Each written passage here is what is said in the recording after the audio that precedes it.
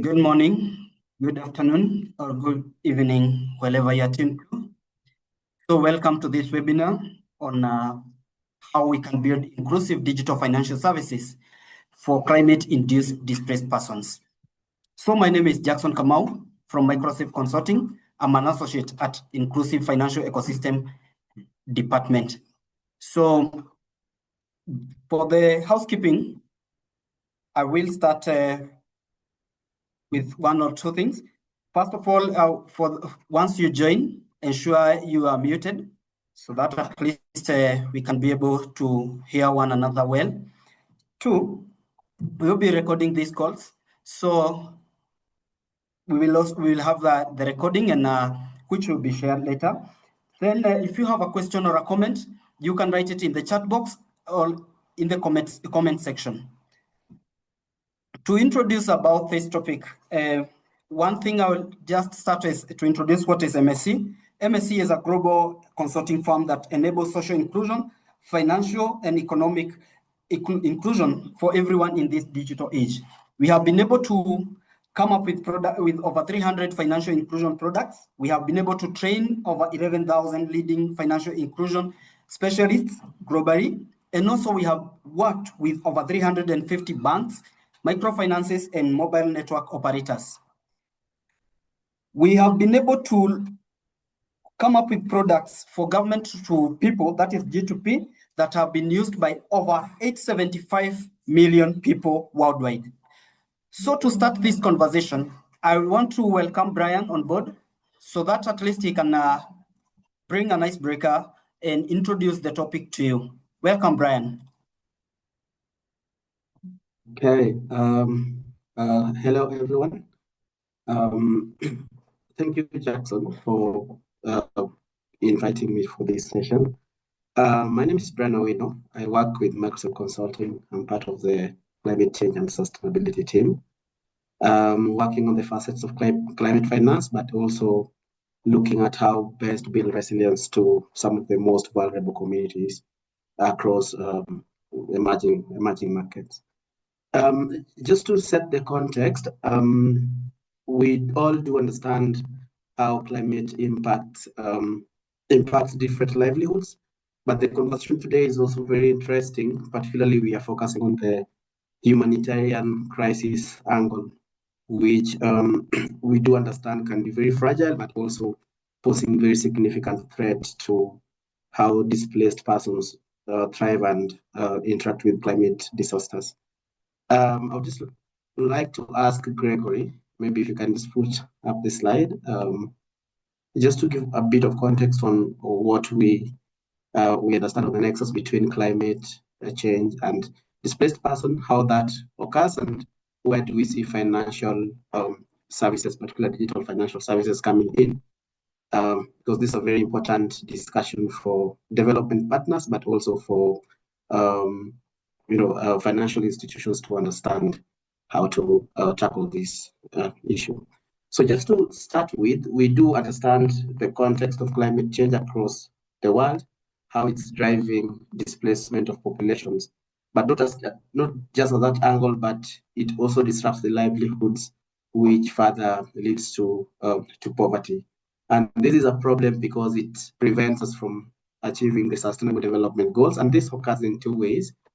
First, climate change itself induces displacement itself, and then secondly, climate change through the disasters such as drought and heat waves even makes the livelihoods of the forcibly displaced persons even difficult by disrupting how they gain their economic income. And from research that has been done worldwide, we currently see that the annual displacement is approximately 20 million people annually, which is purely related to weather-related events or disasters. And this just doesn't stop there. We see also that towards 2050, up to 200 million people could further require humanitarian assistance, and this is related to the impacts of climate change on their livelihood. For Africa's case, in the past 15 years, Africa has seen a threefold increase in internally displaced persons, reaching up to 35 million. And The major drivers of this is because we've seen increased frequency and severity of the climate hazards, drought, wildfires, and so forth. And having this in mind, maybe just move to the next slide. Where then do we see financial services making an impact or serving the displaced persons? So there are just four major areas to this. First of all is in anticipatory aspect where it touches on the preparation for disasters through financial products such as savings, insurance, and loans. Secondly, scoping, which is also very vital, and this occurs during the period of the frequencies whenever these climate disasters or events occur. Thirdly is recovery, which means that building the capability of displaced persons to regain their lost assets or lost livelihoods. And then lastly, which is a very important component, is building their resilience, that is the adaptive capacity to even withstand this in future. So digital financial transactions could bring resilience and play a very important aspect when it comes to financial inclusion of displaced persons. In this discussion or in the next presentation, which I'll leave to Jackson to carry on with, will actually give us the practicalities of how this has happened in the past. Thank you, everyone, and wishing you a fruitful discussion. Over to you, Jackson. Thank you, Brian. Thank you for that good introduction. So, Brian has introduced told us about how these forcibly displaced persons, the challenges they are facing, how climate is bringing out, how climate is also bringing out their displacement. Now, for us at MSc, we are committed to saying how we can bring about financial inclusion, and that is why we have engaged some of the experts in the market. We have panelists in this webinar who will be. We have panelists in this webinar so that we can share insights on how we can be able to drive financial inclusion of the forcibly displaced persons. So I want to introduce them. One is Anastasia Gojiri, who is an advisory associate at iGravity. Anastasia leads program management for ecosystem initiatives within the impact-linked fund for the gender inclusive fintech. She also supports fintech and financial service providers across sub-Saharan Africa, Southeast Asia, in designing and developing inclusive products tailored to migrant women and their families. Anastasia work centers in advancing projects aligned with sustainable development goals, bringing multidisciplinary approach to impact investing. We welcome you, Anastasia, to this discussion. We will introduce Melvin. Melvin is an assistant manager in the Financial Inclusion Operations Department at the Bank of Tanzania. He leads in the development and implementation and monitoring of national financial inclusion strategies.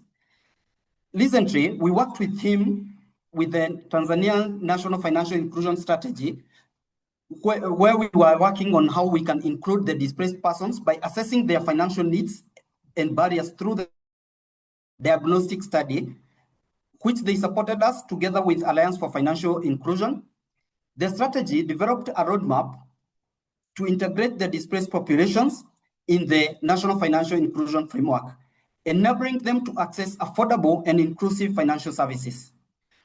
Then we will introduce our third panelist, is Jobrin Omari. Jobrin is head of programs at KCB Bank Group. He is a seasoned leader dedicated to driving social impact and creating shared value with steering organizations toward their strategic goals. He has led success teams towards sustainable futures centered on purpose and impact on long-term growth. He's also focused on uplifting and empowering underserved communities by developing high-impact initiatives that foster their positive change. He has provided strategic direction, technical guidance, and leadership in ensuring program quality and relevance, overseeing theory of change, developing result frameworks, and generating data insights for timely decision-making on youth empowerment and employment. So welcome our panelists to this discussion. And with this, I will just give them a minute for every one of them to greet you. We will start with Anastasia.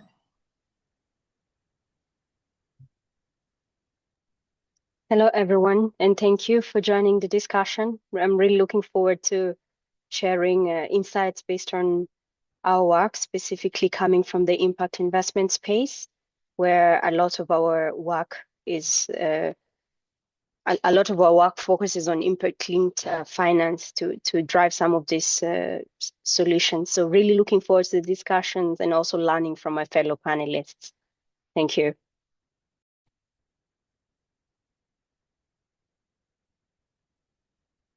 Then we welcome Melvin. Hello, greetings to everyone. Yeah, as you introduced, I will share with you a practical experience what we have done in Tanzania, and Bank of Tanzania is a central bank, might be one of the beginners in this area, so eager to share with you. Thank you. We will then welcome Jobrin. Hello, everyone, and thanks so much for inviting me for this discussion, and also just appreciate Jackson for the kind introduction. So I'm eager to learn and also to share our work around supporting internally displaced persons to be able to access finance products or financing solutions within Kenya, that is from KCB Bank Group, as well as also just provide more insights on our work from KCB Foundation that helps these young people, more specifically, to be able to access financing solutions directly from the bank. So thank you so much. Looking forward for the fruitful discussion. Well, thank you. So, still on our housekeeping issues, if you have any comments or a question, you can place it on our chat box. At least we will answer it either during the conversation or after the conversation. So on our topic today, we are going to have two topics. We are going to explore two topics. One is on the barriers the forcibly displaced persons do face when trying to access the form of financial services. These barriers are such as like lack of identification, geographic isolation, and limited financial literacy, together with low income among them. Then we will look about how DFS is transformative, that is mobile banking and agent network, in expanding access, improving service delivery, and increasing usage among the displaced population.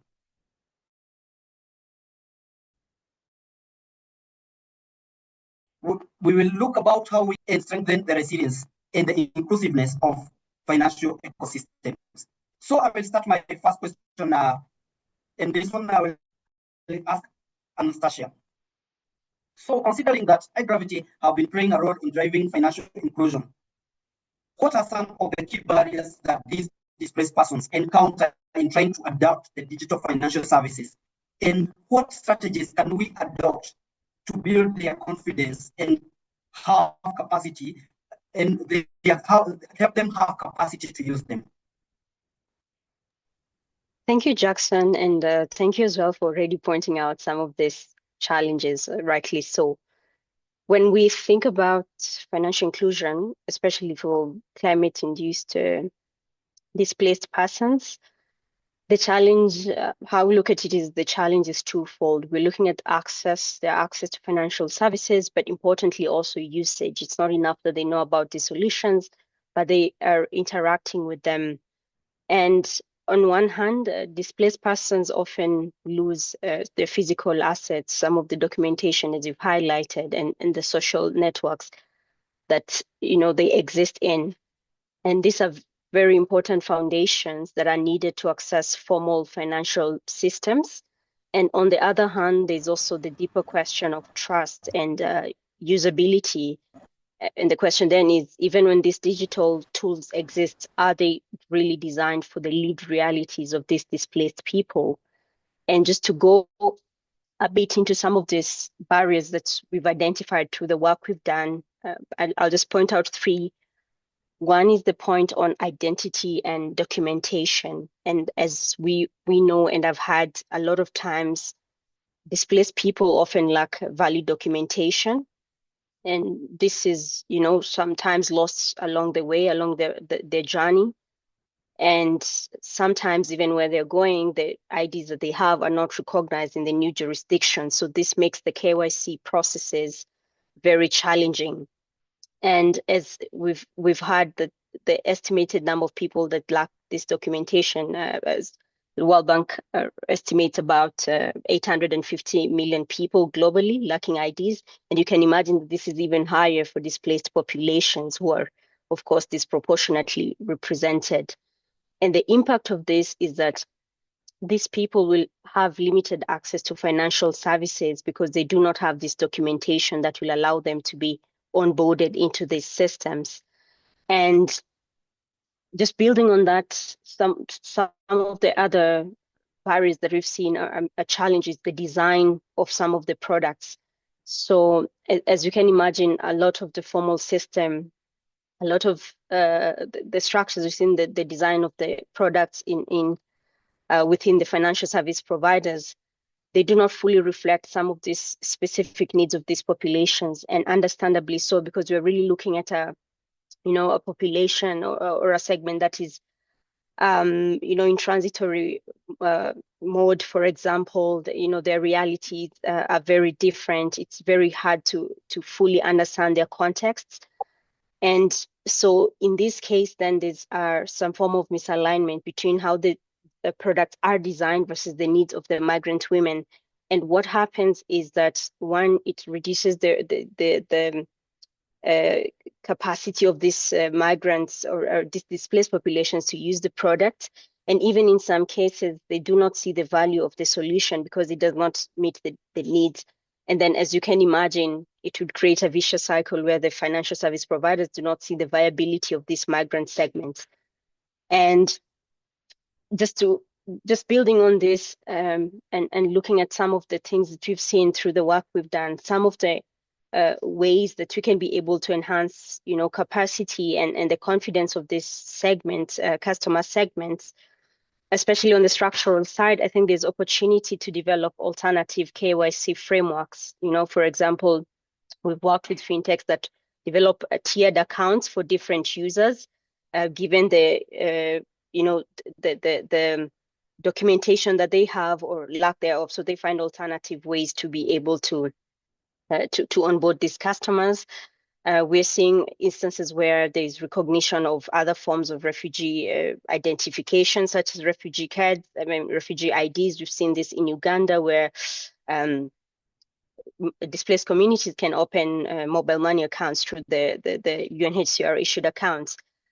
And these are some of the ways that there are indeed opportunities for us to create, room for this typically underserved population to be onboarded into the formal financial systems. So I'll pause there. Thanks, Jackson. Thank you very much. Yeah, at least we have touched on the challenges and the barriers which are leading to making these people like they are not being able to access formal financial services. And now this at least it introduces us to the next question to Melvin, like, no, because these people will find like they still lack documentation that are needed to meet the legal and policy requirements to access formal financial services. So to Melvin now,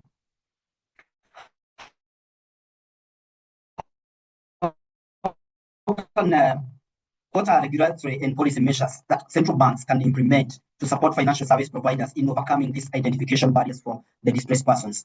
Because we understand, like, we have the set of the required documents, which are in our regulations, that they have for them to be able to open bank accounts, for them to be able to meet the KYC requirements. they need these documents. Now, for the central banks, how can they implement to support financial service providers in overcoming the identification barriers for the displaced persons? Over to you, Melvin. Thank you, Mr. Jackson and Microserve consulting team. Yeah, I'm very happy again to be invited in this forum and share a practical experience with that paper, with that diagnostic study which we conducted in collaboration with you and the AFI. Yeah, first, the Bank of Tanzania was the first to conduct that study, not only in Sub-Saharan, even in other continents. So we are happy to be the pioneer in this area. And why that was important to us, maybe I want to bring to my colleagues here that the climate-displaced initiative currently is very important because it seems to disrupt the livelihoods of our community, especially at the economic base of a pyramid, in particular women, youth, and children. And globally, according to the report of Internal Displacement Center, which was published this year, it was around May 2025, it shows by 2024, the displacement caused by climate change was around 45.8 million, while that caused by violence or conflict was around 20.1 million. So you could see how climate change is displacing people more than what is caused by violence or conflict. And I've been telling my colleagues that when it comes to climate displacement, doesn't require visa, doesn't require passport. So this is a cross-cutting problem which everyone here, every stakeholder should intervene to make our people resilient. Just for Tanzania, in 2024, the displacement was around 100, and it is forecasted by 2050, we might go to around 16.6 million. So this is a very big number. So as a central banks, we thought there is a need now of conducting a diagnostic study to see how best we can include IDPs, which are caused by climate change. Currently, we could see the level of financial inclusion is a bit higher. In Tanzania, it's around 76%. But when we went through the IDPs, we could notice that the very low level was about 24%. And one of the big challenges, it was lack of IDs. And it is accounting about 43% of the reported IDPs, they lack documentation, which makes them not to be onboarded in the form of financial services. So this is a very big challenge, which as a central bank and other key stakeholders should take into consideration and address those challenges. Now, when it comes now to the regulatory or policy measures, some of the issues my colleague, the previous speaker, has pointed out. What we have done now, it's the central bank to allow FSPs to onboard IDPs using a simplified or tiered KYC. Means that with lower transaction limits. So this is done. And normally these people at the low level of pyramid, normally they have low income. So we have given them the limit. For instance, in Tanzania, if we could convert the limit is around 2,000 USD. So that is the limit, especially when it comes to these people who don't have a national ID. So that's very important as a central banks. You can allow FSPs to onboard IDPs using a simplified or tiered KYC so that we include them in the form of financial services. Also, we have explicitly permitted eKYC, in particular digital identity verification tools, especially in the remote. So sometimes we don't need a person to come to the branches. So now it's a time when the FSP's staff could go around and see how best they can onboard IDPs where they are. So this really has simplified and onboarded or included these IDPs.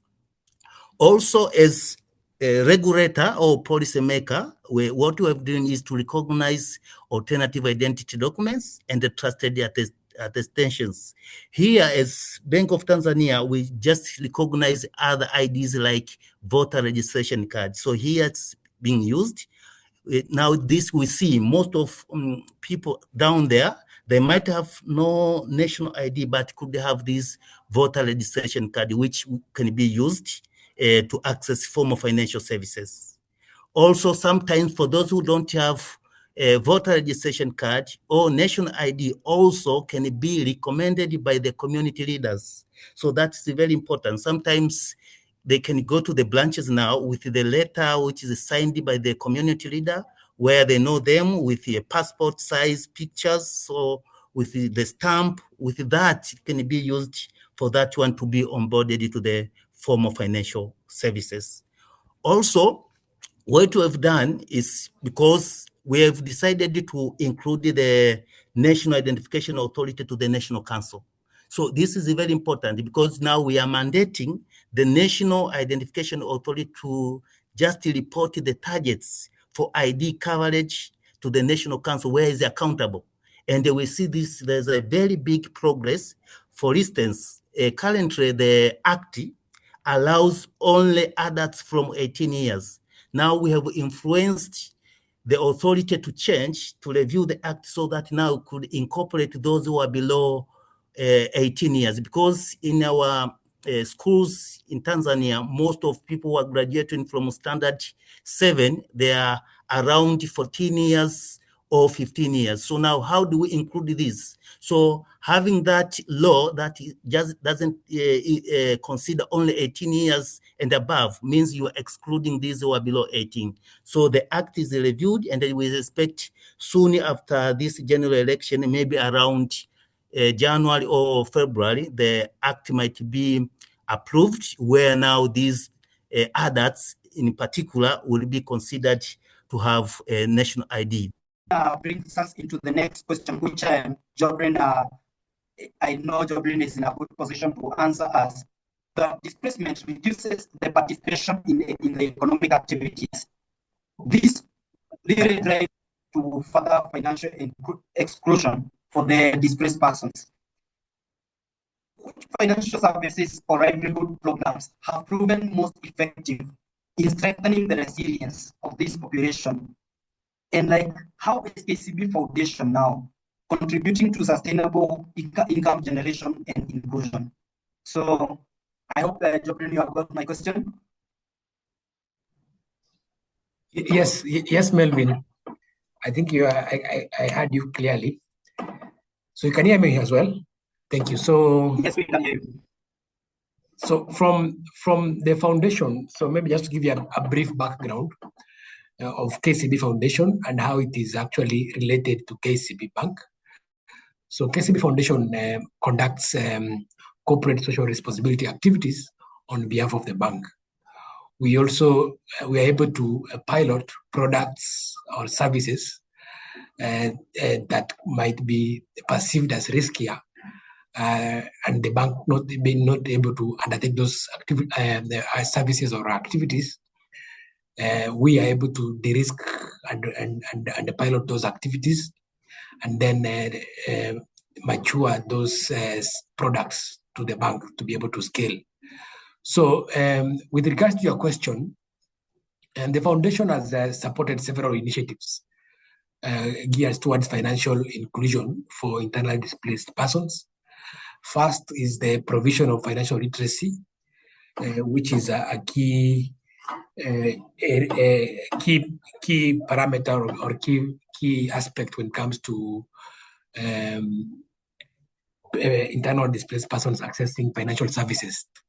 So we are able to work with the local partners as well as other international partners to be able to provide this capacity building within the areas of where these people are. Besides that, we are also able to provide some soft capital from the foundation to kickstart businesses for those who are trying to venture into business at that level. So we are able to provide some soft capital upon which we graduate and mature these business or entrepreneurs to be able to access now commercial financing from the bank.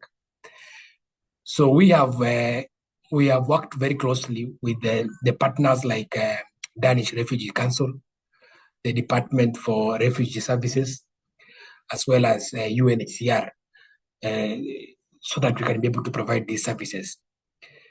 For example, maybe I can take you back a bit when it comes to the barriers to access to financial services within this country. In Kenya, for example, the main barrier is the lack of the proper identification documents, and also what we normally call within the banking ecosystem, what we call know your customer, KYC.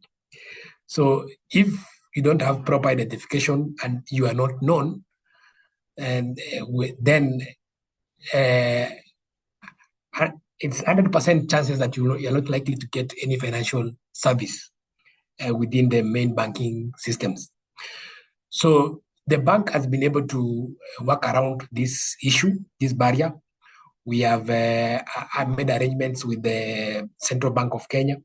We have arrangements with the Department for Refugee Services, and as well as UNHCR, to use alternative means of actually identification and also know your customer journey.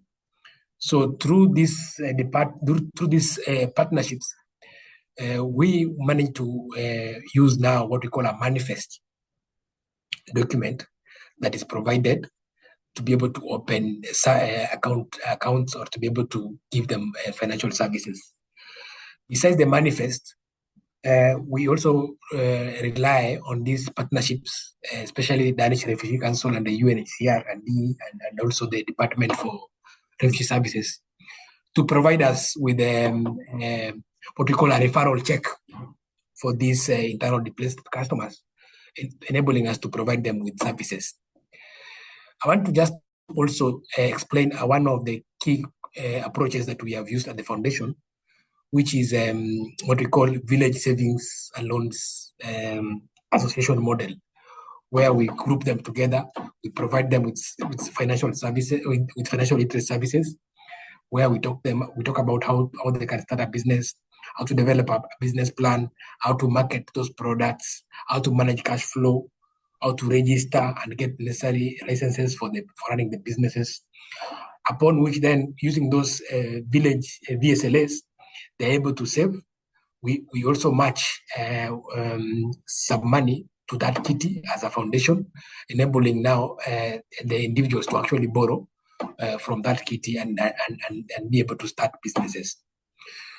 So those are some of the approaches we are currently using to support internally displaced persons in terms of accessing financial services. But I will not want to stop there without speaking about access through digital platforms. If we have financial products digitally that they are able to access, so long as they are able to access a mobile phone. So for those who still have barriers in terms of the full documentation, so long as you have a mobile phone, you have a registered line, then you are able to access some of the digital products that we have within the bank. And also they also come with digital wallets, enabling them to be able to make savings as well and also borrow. So within the digital platforms, we are able to also access facilities if you have a small cash flow that comes in through those mobile networks. So Jackson, let's admit that is what we are doing. I know we'll continue to describe more on the details on how we are able to lend to them. Thank you. At least we can hear what KCB Group is doing on innovation. And this now gets us to another question now. For Anastasia, I understand like iGravity is working on the impact fund. And this talks about like innovation. It will involve innovation on coming up with the products that will switch these displaced persons to bring them about their resilience. And innovation in financial services have the potential to meet the displaced persons' needs while supporting their sustainability goals.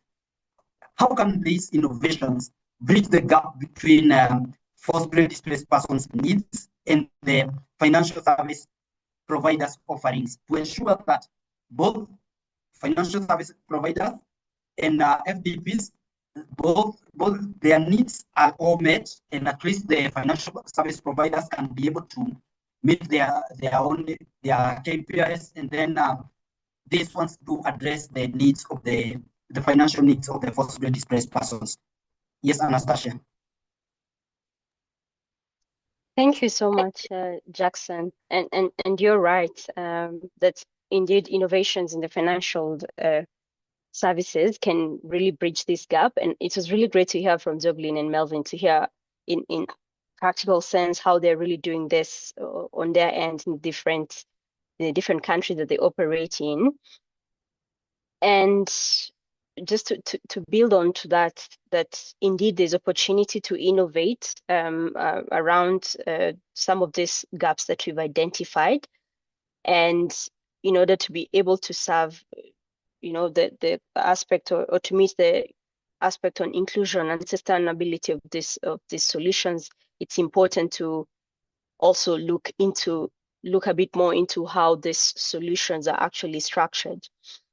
And just to give more perspective from the supply side, we can see that FSPs indeed face legitimate concerns. For instance, the risk of having a population that does not have, let's say, the documentation that is required, a population that is on the move.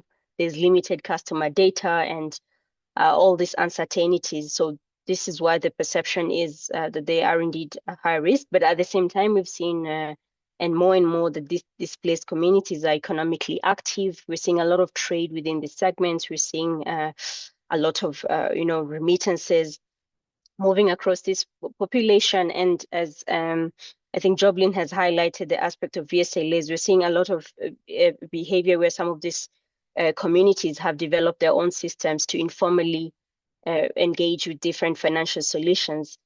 And yet, in some cases, some of this financial behavior still remains invisible to formal systems. And so the challenges in connecting this really significant demand that is not fully tapped yet with inclusive and scalable financial solutions. And our approach as impact investors and what we're doing in iGravity is we're using impact-linked finance. And when you talk about impact-linked finance, exactly from the word, the idea is you're tying financial rewards to a company when it meets specific outcomes, either social or environmental. So the goal of this financial mechanism is to incentivize and reward fintechs and financial service providers by linking these financial rewards to specific impact outcomes. So for instance, we could incentivize them to increase usage among, in this case, our fund, migrant women or low-income migrant populations. And through this, we're able to also make a case to these FSPs that indeed there's opportunity in this customer segment, and when they internalize this segment, it can be a core part of their business, and there's a lot of untapped customer base there.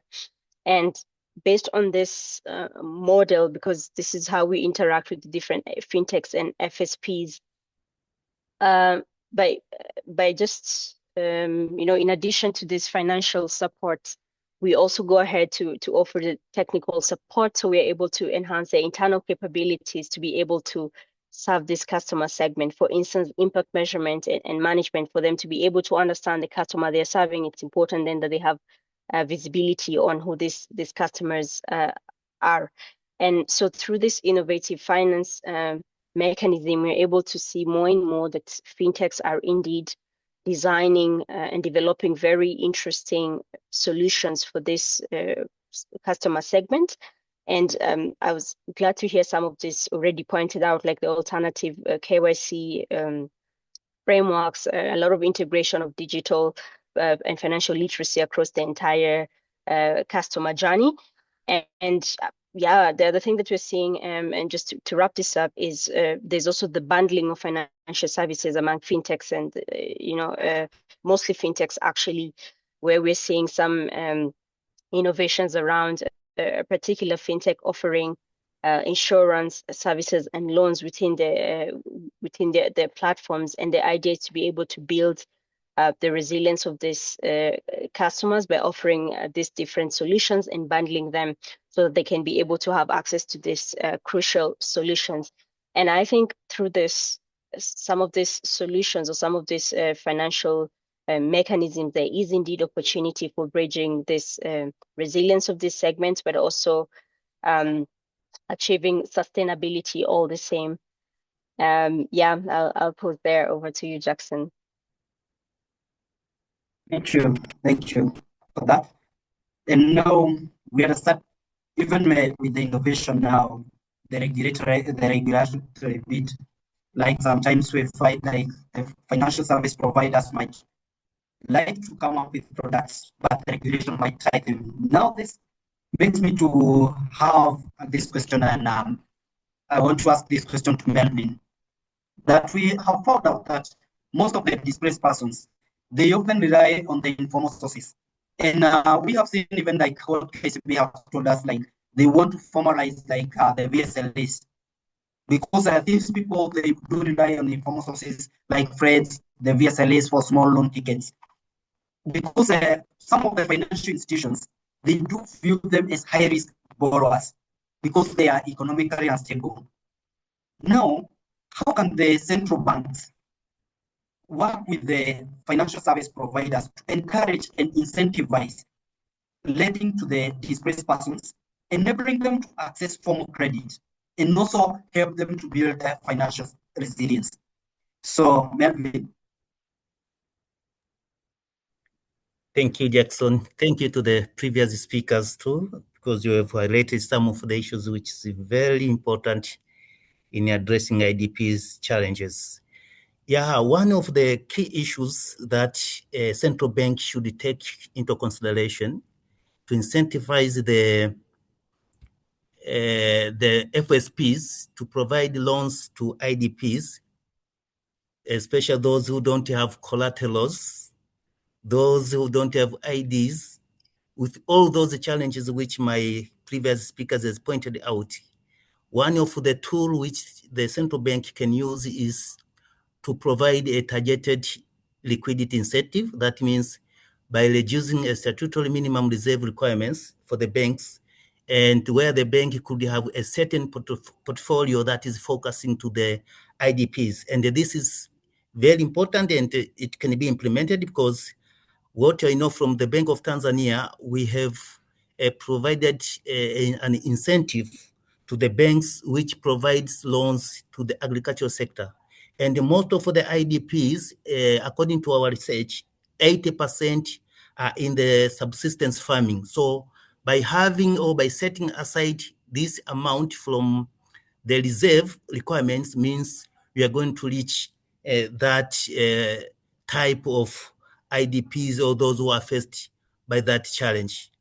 Also is by strengthening the credit guarantee schemes. That is very important because we have seen some of the banks, they've been providing a credit guarantee, especially to IDPs along the coastal in Tanzania. They provide a guarantee together with insurance. So we have seen some of the innovations which is happening across the FSPs, that they provide loans together with credit guarantee, in particular to women, where we collaborate with the local government authorities together with the NGOs, where the NGOs has been helping us in providing financial literacy and empowerment programs. So that is very important from our end, because normally these people are down there. So sometimes financial literacy only is not enough. So it's better to come up with the empowerment programs and the economic programs where you help them from vocational trainings and entrepreneurship skills so that they change their lives. Also, as a central bank, we have come up on promoting the use of alternative data, for instance, using the mobile money flows. sometimes now we could see banks have come up with the products. They provide loans, they'll be graduating over time. They are given around 100 USD. Over time, it will grow up to 500 USD as a loan. So with that trend, allowing banks to use alternative data, that means you can reach those people who don't have collaterals. And lastly, and not the least, is to come up with empowerment funds. As the government, through local government authorities, we have empowerment funds that goes to people with a disability, youth, and the women in all districts in the country. So that it's been very useful from that fund.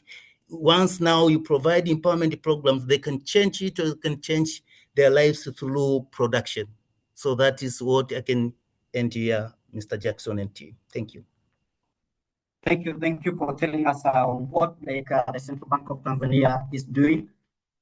And now, I remember last year, there is this research MSC conducted, and they found out that there is a very big and significant gap for the availability of the financial services that are tailored to specific needs of the IDPs, especially the IDPs, the internally displaced persons. So, how, for this question goes to Joplin. How do you think the financial service providers can build inclusive? Now, how they will go around to come up with inclusive and scalable models that will serve the displaced persons. Like, in a way, that not only just come up with the products, but how will they be able to beat around this thing and be able to come up with those products that will be tailored to the displaced persons? Thank you, Jackson, once again. That's a very important question. And sometimes I normally ask myself a question is, if you look at the challenges that the IDPs go through and ask yourselves, how can we be able to sort out those challenges? You have to go back and ask yourself, what does the bank or the financing institutions require? And then you go back to the community and ask yourself, how are we going to at least meet those requirements that the bank need for them to be able to lend because of the guidance they normally have from CBK for them to on lend.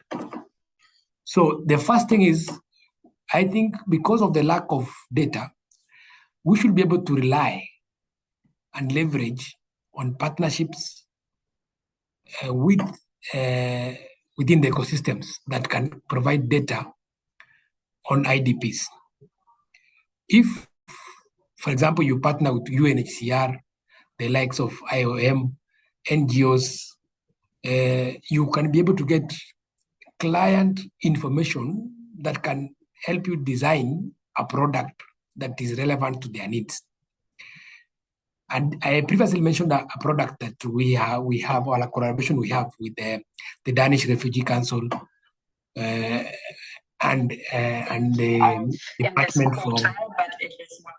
the Department for Refugee Services.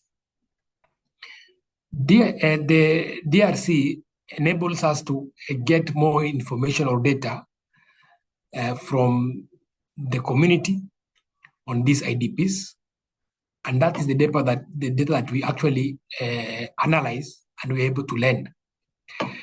But without the leveraging on that relationship, then we are not able to actually get data and we're not able to lend.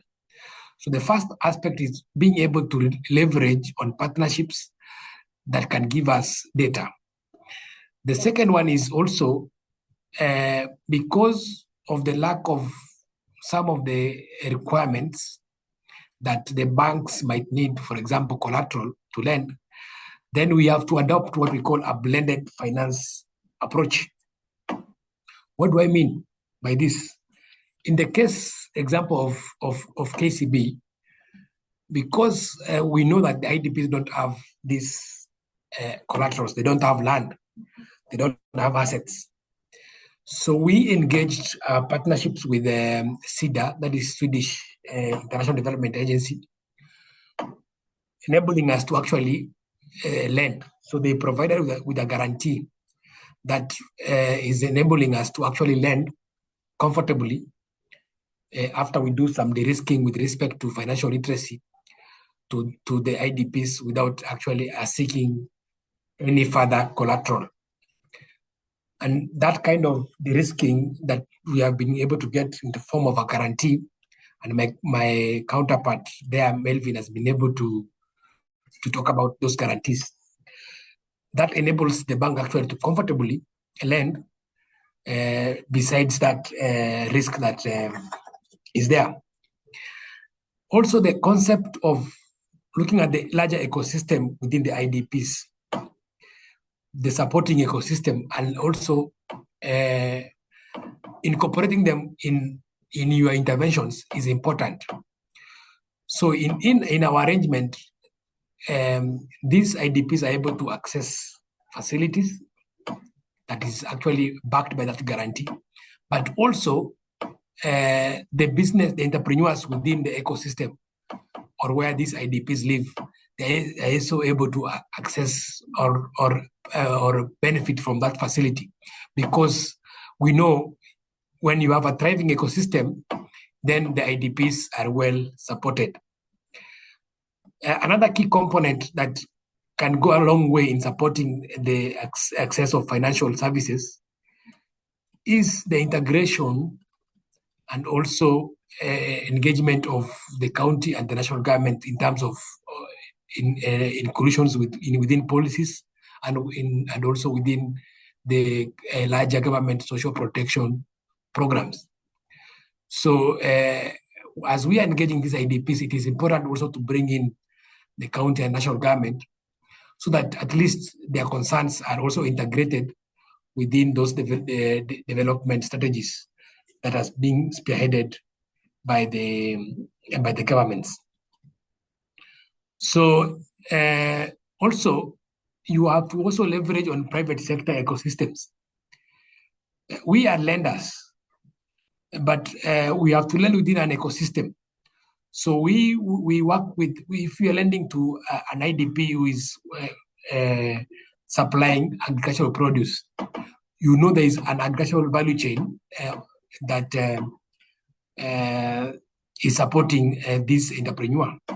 So organizing these IDPs in the already established structures like cooperatives, enabling them to join those cooperatives also helps us to actually provide solutions to them, likewise the way we provide other solutions to other citizens. So I believe by looking at those 4 aspects I've mentioned about, using blended finance as one of the ways, also leveraging on partnerships that can be able to provide us with data for identification, for us to be able to actually also lend is important. Engaging the county and the national government so that we include the IDPs in other social protection programs is actually important. So I think from that, then we can be able to provide these solutions in a seamless way. Lastly, as I mentioned, the using of technology is important as an enabler. Providing digital solutions is important. So we were able to provide them with the urgent banking services and mobile money services. We should be able to actually also meet their needs financially. Thank you, and I submit. Thank you for highlighting about those ways on how we can be able to enhance the financial inclusion. Before we get to the Q&A session, if you have any question, you can drop it on our chat box, and at least we'll be answering it in a few. Before Violet comes in, I want to ask the panelists, that is Anastasia and Melvin, if they have anything to add on that. Anastasia, to you. Just a minute. Well, thank you, Jackson. Kamau. Yeah, mine, I would just end up that it's for this initiative, it's very important to have a strong collaboration between government and the private sector. So this one cannot just be addressed by private sector only or public sector only. So it's better to just look the stakeholders ecosystem where we have policymakers, we have financial service providers, we have regulators, then we have international and the domestic stakeholders like World Bank, IFC, and the other stakeholders where they can support this initiative. Thank you. Thank you. Anastasia?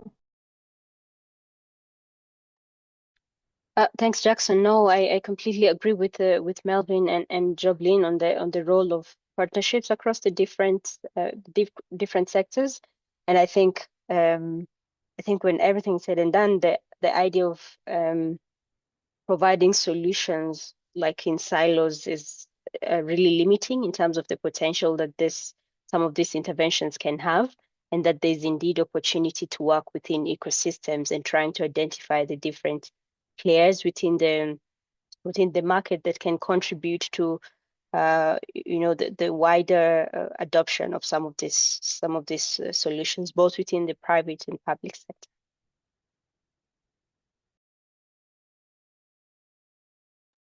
Thank you. So I want to welcome my colleague here, Violet, who will take us through the Q&A session.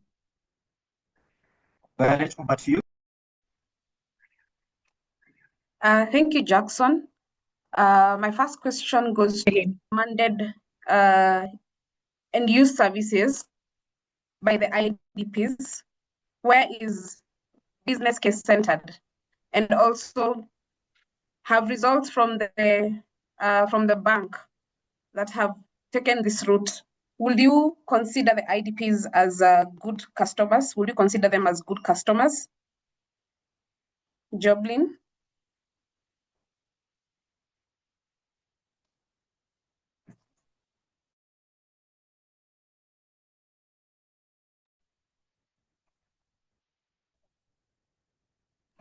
The data that is coming out from those that we have been able to lend so far, I think by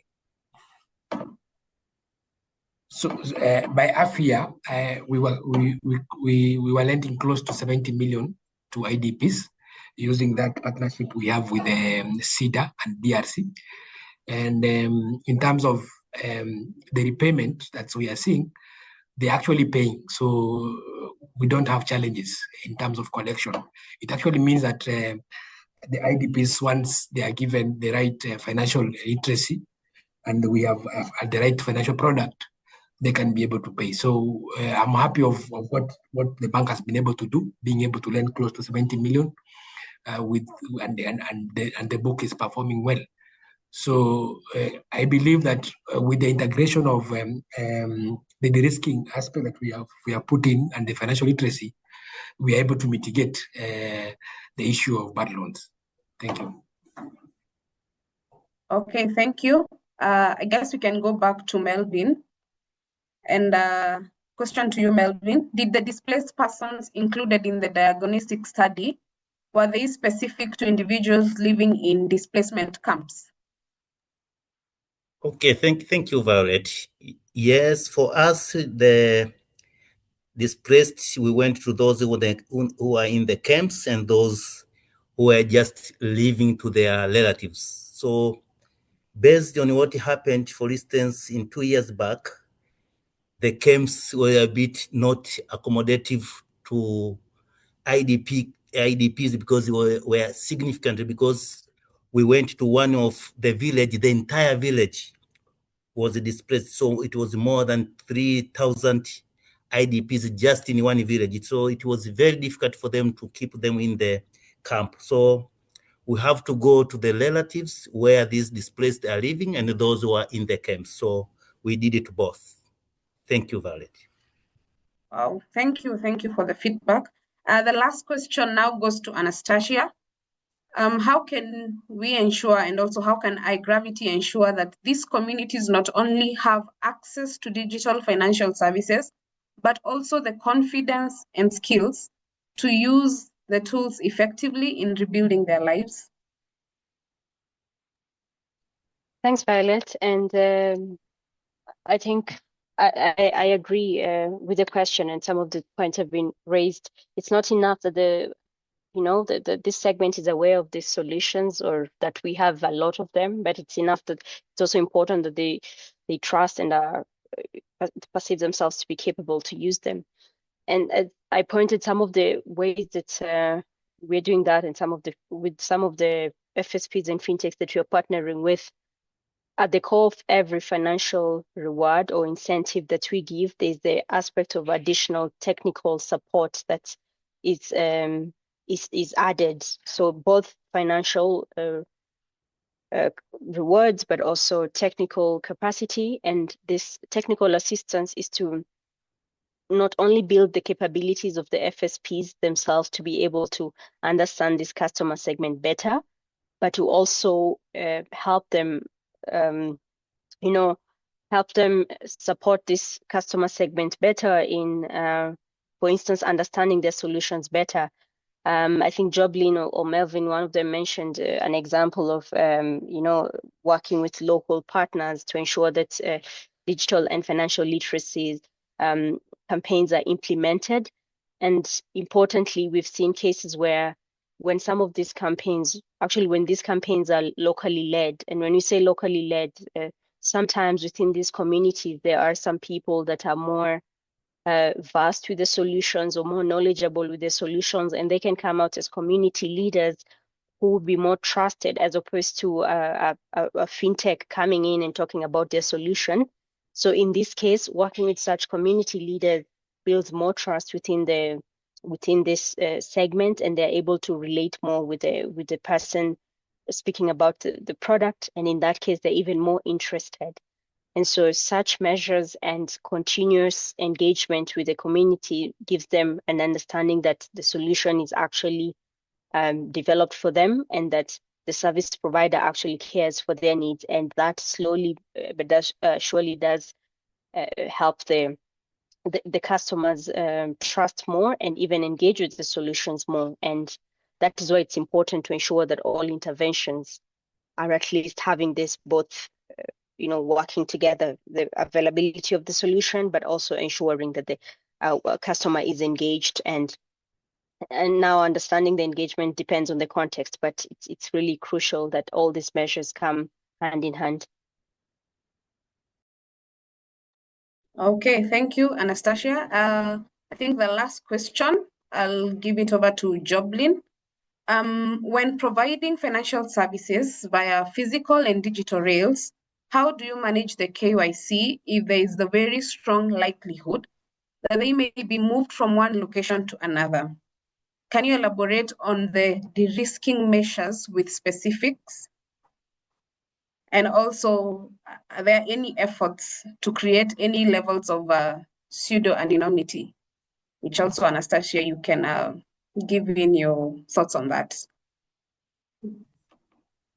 Okay, so thank you for that as well. So in terms of if in case there is some movement or the IDP is relocates, and I think that's why I say that when you are doing the KYC, our partnership with the Department for Refugee Services, and also we have our collaboration with the Danish Refugee Council, and UNHCR comes in handy. That collaboration is the one that actually is able to give us confidence around these individuals and their whereabouts. And secondly, because of that risk that we are not able to remove fully, there's some residual risk that still remains there. That's why the de-risking support comes in by CEDA. So they have given us a guarantee in case we are able to lend and that individual, for one reason or another, they're not able to pay or they disappear, then that de-risking component comes in to support us, at least to assure that stakeholders' funds are intact. So in terms of the elaboration of the de-risking mechanism that we have with SIDA, it takes two approaches. First is the provision of financial literacy information. So the IDPs are organized in groups. We take them through boot camps where we discuss on how to run businesses, how to manage businesses. We also provide what we call market linkage platforms for those who want to provide services or who are producing products. We link them to various markets. So those platforms allow them as producers or providers of services to interact with off-takers of those products and services.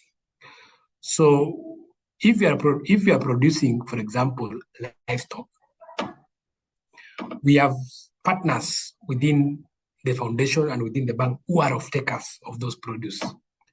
So we are able to provide that linkage, and that reduces the risk of default of the loan because already they are assured of the market for their produce. When we come to the aspect of the guarantee itself, so our arrangement with SIDA is that we can be able to lend from 50,000 Kenyan shillings to 100 million, and it is 80% guaranteed by SIDA in this case. This fund caters for both the IDPs themselves and the supportive ecosystem. This is a product for, the loan product is for 3 years. So you can only go for a maximum of 3 years for now. We don't have a facility that goes beyond that. And that's what that facility with SIDA has provided for only 3 years with an 80% cover and a loan between 50,000 to 100 million. It includes the beneficiaries or the participants who can get this loan. It includes the actual IDPs as well as the supporting ecosystem. They can also get this facility. I think I have elaborated it a bit there, Violet. Thank you. Yes, you have. I believe the remaining questions will be able to follow up after the call, and we'll be able to follow the answers on the email. So thank you all for your questions. I'll hand it over to Judith to give our closing remarks as we're coming to the end.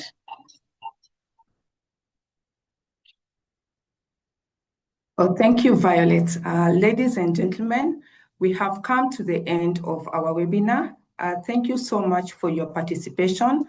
On behalf of MSC, I would like to extend our gratitude to our panelists, Joblin, Anastasia, and Melvin for making this happen.